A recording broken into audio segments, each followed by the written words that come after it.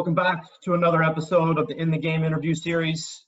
Today we've got Dan Mowry with us. Dan, appreciate you coming on, taking some time to speak with us. Why don't you give us some of your background? Reed, thanks again for inviting me to join this series. Probably like many coaches, my my soccer story is probably very similar. Started playing at a very, very, very young age. What was different with me is my dad was in the Army, so soccer was the very first game that I was exposed to, and at that time we actually lived in Germany, so that's didn't have American football, didn't have the baseball, didn't have all that stuff. So my first sports experience together was soccer, so that really kind of rooted me a lot in everything. So my dad's last duty station was in New Jersey, where I went to high school. After high school, went to a small Division III school in Virginia, Ferrum. I believe you guys have probably played them before. I was fortunate enough when I was in college to coach at the high school level. In Virginia, their high school seasons are in the spring. So I was able to coach at the high school level, really started to kind of get a feel for what I wanted to eventually start doing, kind of get into that, oh, wow, I'm getting ready to graduate. What the heck am I going to do? After college, had the opportunity to coach at the college level and moved from Virginia all the way up to Minnesota. And coached at a couple different schools, Minnesota Morris, St. Cloud State, where I ended up getting my master's degree in sports administration. And then coming back down to this region, coaching at Lisa McRae College, and then to where I'm at now with Coastal United, being closer to friends and family, which then started becoming really important as I started to have a family and started thinking about things that were important to me, not just from a professional standpoint, but from a family standpoint as well. Had the opportunity to work with the North Carolina Olympic Development Program. I've been working with that program for, I believe, 11 years now. And now kind of transitioning from a DOC position to now an executive director position, and just kind of connecting everything together. So that's a little bit about my background, where I kind of started and kind of where I'm at currently. Yeah. I think we were together on ODP staff for a good 2 or 3 years there together. So those are some fun times for sure. It's a very different environment that I enjoyed for a very long time. Absolutely, yes. So getting right into things, what's your big reason that you got into coaching? I think as a young coach, getting into coaching, there was a lot about the excitement of being a coach and what a coach meant, and kind of the so-called prestige that went along to it, meaning what level am I coaching, what kind of teams am I coaching, things of that sort. And then, fortunate enough to have some very good mentors along the way to talk with and evaluate things and to kind of help guide you. It then came more about impacting players and forming those bonds with those players. So it wasn't necessarily about, being the state champion, but connecting with that player to help them achieve their goals, their objectives within the game and within life as well. So a little bit different of I guess, adjustment in terms of why I started getting into coaching and kind of how it transformed over time.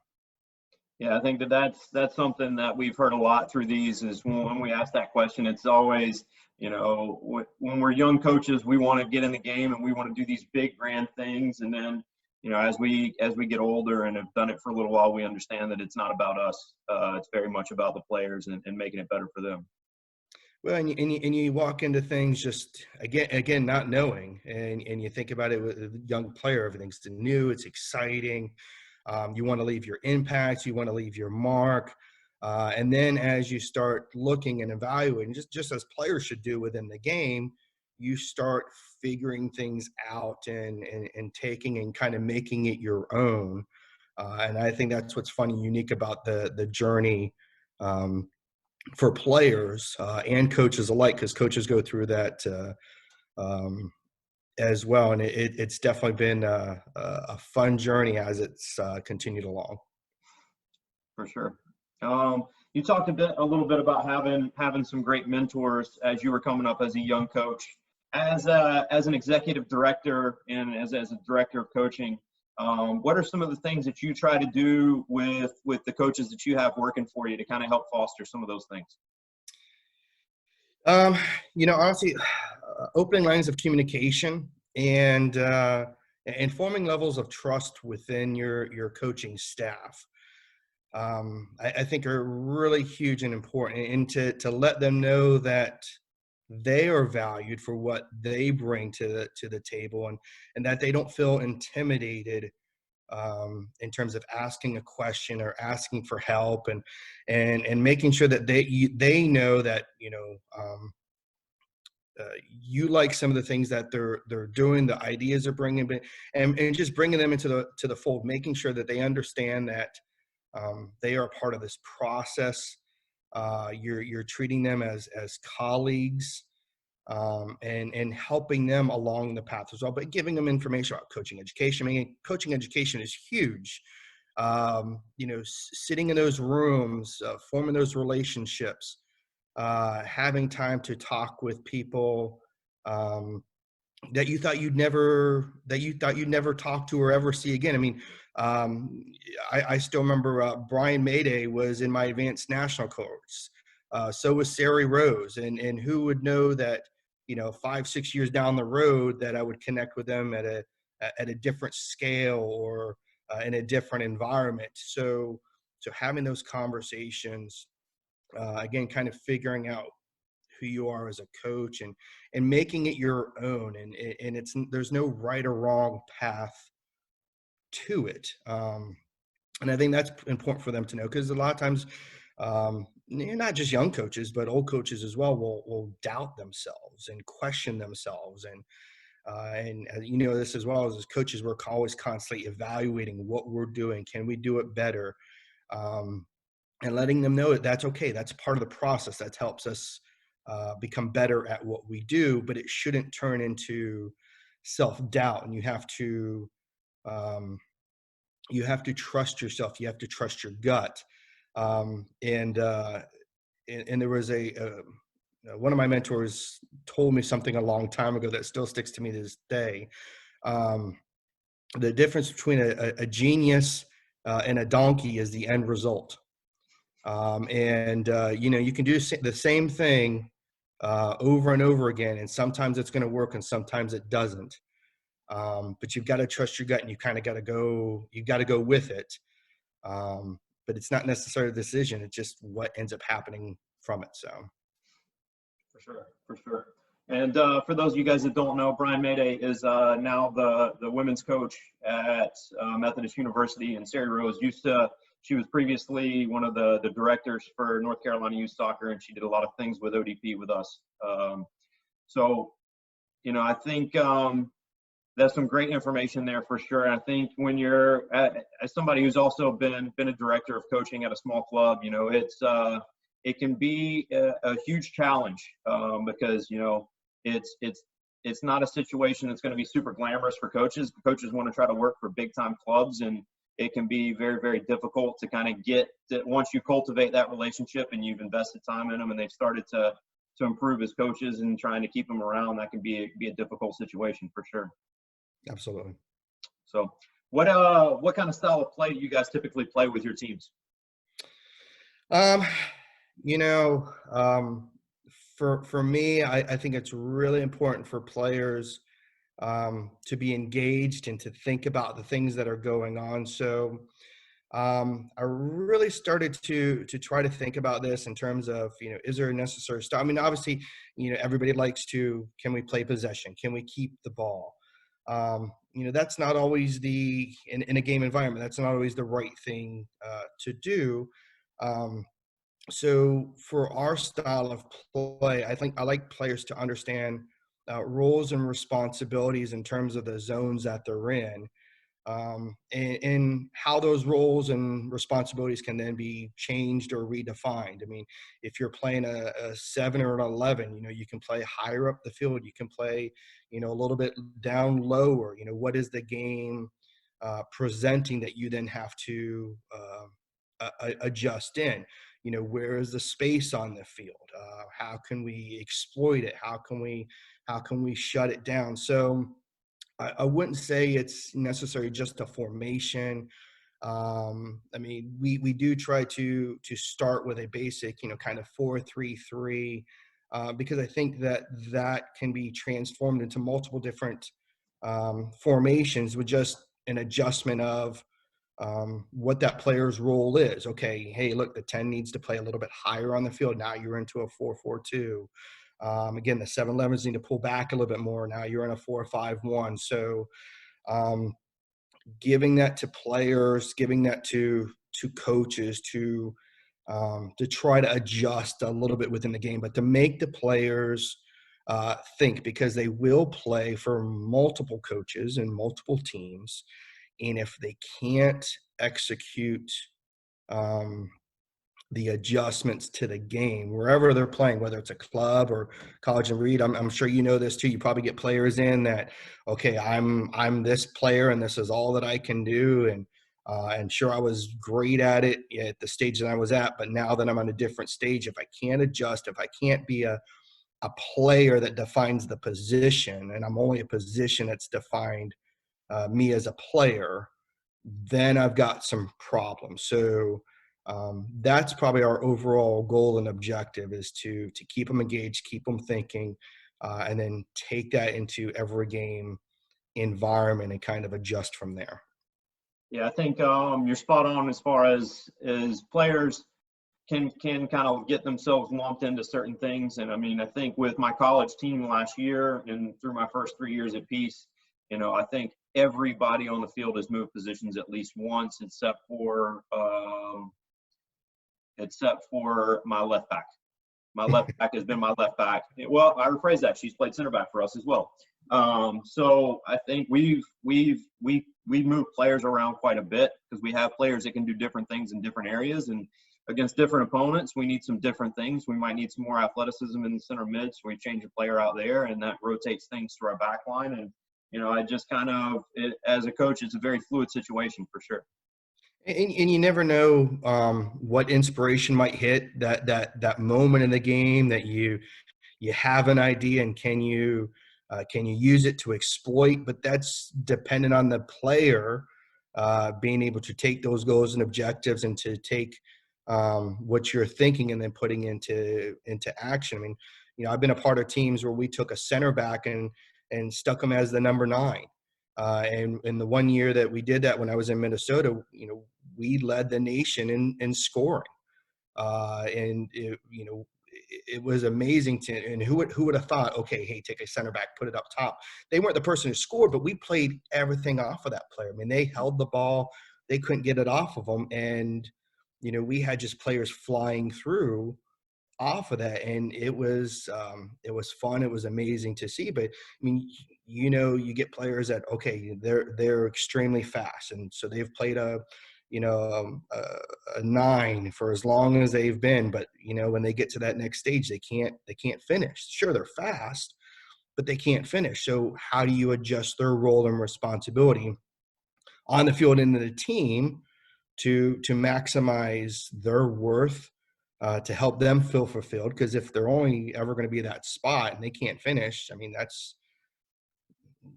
that becomes tough for that player mentally then as well to then execute.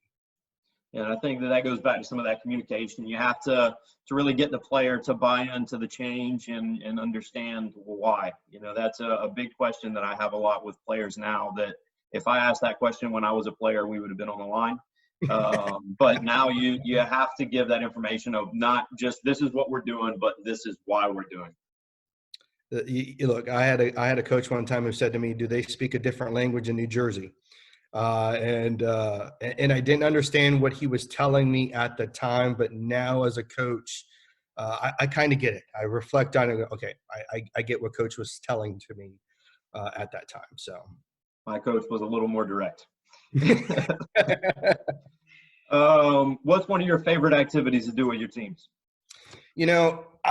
I like to, as I mentioned before, I like players to think, and I think Um, that's probably one thing as a coach we don't spend enough time doing with our players. We do a lot of technical stuff. We do a lot of tactical stuff. We do a lot of physical stuff, but not preparing them enough for game, realistic scenarios, game related scenarios. When we lose the ball, when we win the ball, are we numbers up? Are we numbers down? So I like to do a lot of transition games with goals, without goals.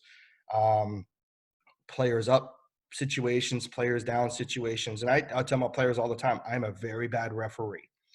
And I do it on purpose because if you can't handle um, the frustration, the mental taxing on you of not liking a call that's called and continue along your objective, we've got issues because the game is very emotional. How do we control that emotion? How do we contain it? How do we utilize it in the game? So I like to do a lot of those different games to help them along that process of controlling their emotions, controlling what they're doing, being in tuned into the game. I mean, if we're down a goal and we get a corner, okay, the other team's not going to go get the ball for us. We've got to get after it. Same thing on the opposite side. If we're up, do we need to continue to take risk? Just getting the players to think about the situations they're in and how do we relate that to the game. So transitions for me are pretty big. Yeah, and I've talked about this as well, but I think that's a big thing that we do with a lot of my teams as well. The transitional times are what we feel like win and lose games. Can we get pressure the ball quickly when we lose it? When we win it, can we open up and find a bigger space? Can we isolate some players very, very quickly? Absolutely. So, what's one of your favorite coaching memories? um, you know, um, as I was thinking about this, I mean, just so many memories uh, came forward, and I was, trying to put a dot on just one that really stood out, and it was really hard. But I think the most recent one that probably wraps everything together. So. Um, when I first came into the club, we had a player who was in our very first academy program. And that player is now in a situation, we have coached him over time, directly and indirectly. He's come in when he was in high school, helped us out at camps. Now he's in a situation, he's in college. He's now come back to help be a coach himself. And you know, having that full circle. So having conversations with him about him as a player, about me as a coach, the things that helped him, the things that maybe weren't helpful, but just reaffirming that whole process of, basically 10 to 20. And that's a long time to evaluate a lot of information, but it goes back to that bigger point of having an impact on those players that when you're coaching, you don't know when the impact will happen. It may be 10 minutes from when you say something, it may be 10 days, it may be 10 years, but it's going to have an impact. And knowing that and having that in the back of your mind is important, because you can't control when it's going to happen, but you can control the type of impact it's going to be. So now that he's joining on staff again, now the relationship is now transforming of player coach to now having a colleague, and to having someone who, I'm not telling him the things that he has to do. I'm trying to help him find his way, just like as we did as a player. And he didn't always play for us as a club. There was a time that he had to then kind of move on and find his different way, but we still connected and still work together and still kind of guide him. So now we're doing that process as him a coach, and now he's taking the things that we helped do for him as a player, and now putting it into kids that now he's coaching in the academy program as well. So he came to me one day and says, "Coach, I get it." And I said, "Well, what do you mean?" He goes, "I understand all that stuff came rushing through, all the things that you told me over years. I'm going through it now." And I think that, again, that's the fun part of that circle that kind of comes complete with things. And I'm excited to see as he continues to go, whether he makes it a career or something he just enjoys to do, staying connected to the game. But I'm excited to see where that kind of goes through over the next 10 years as he goes through his journey. Yeah, I think that's a hugely rewarding experience, really getting to see the players that you've invested in, and you've taken the time to truly try to cultivate that love and passion for the game, and to see it really take hold, and to see that they want to continue to put that into other people. I think it's not something that will ever go down as like an accomplishment in your resume, but it's just that's one of the great feelings about being a coach. Yeah, absolutely. I mean, look, again, different reasons for coaching. And I think you hit it right on the head. You know, what do you want to be remembered for at the end of the day when you so-called, not hanging your boots up anymore, but though I don't carry a whistle for that sake, but, when you finally hang up the whistle and go into other endeavors, what do you want to be remembered for? What impacts then do you have on those players that will last time? Because the wins and losses will come and go, those day-to-days, but the positive impacts that you can have and kind of guide on will. My hope for that young man, that young coach, is that he will, have that same experience that I'm having now, and that same feeling that he has an impact on that player or many players, that he then gets to experience, and just becomes a change in giving back to the game. I mean, I had, again, great coaches. I won't say I had bad coaches, but I had coaches that maybe challenged me in different ways or that I didn't necessarily get along with. But they all gave me something to define me and kind of work with. So I hope that he has that same experience as well. For sure, for sure. Well, Dan, we really appreciate you coming on and taking some time to talk with us today. Any last pieces of advice that you'd give to young coaches? I think they have to take a deep look inside themselves and again ask why do they coach, and what it means to be a coach. You have to be honest with yourself. You have to have integrity, and you have to trust your gut. There's going to be mistakes, just like anything else in life, and you have to learn from them. But talk with other coaches, and read the series you're doing is great because it's starting to give them those ideas to think about. But talk with other coaches. There's no right or wrong answer, but every piece of information you get then turns into, how do I define what I'm doing and what I'm looking to do within the game. Yeah, I think that those are very, very important pieces for sure, for sure. Well, Dan, we wish you the best of luck with everything. I look forward to catching up with you again soon whenever we can finally get back on the fields again. Reed, appreciate it. Thanks. Take care.